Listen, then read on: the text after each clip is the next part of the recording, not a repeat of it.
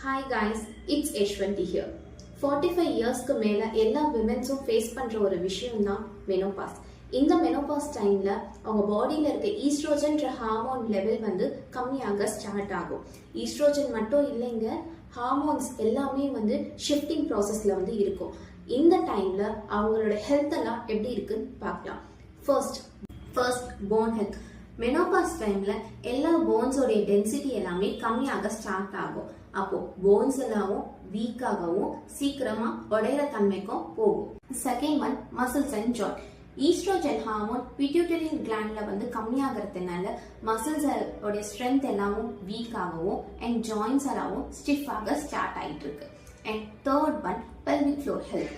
Pelvic floor மசில்ஸோட elasticity வந்து கம்மியாக ஸ்டார்ட் ஆகும். Fourth one body metabolism changes. Hormonal சேஞ்சஸ்னால நம்ம பாடி வெயிட் ஈஸியா கெயின் ஆகிறது மட்டும் இல்லாம high risk of heart disease, diabetes mellitus and hypertensions வந்து common. Fifth one mental health. இந்த டைம்ல பாத்தீங்கன்னா அவங்களுக்கு ஸ்ட்ரெஸ் ஃபேக்டர், ஆன்சைட்டி அண்ட் டிப்ரெஷன்ஸ்லாம் காமனாகவே வரும். For more details follow my page.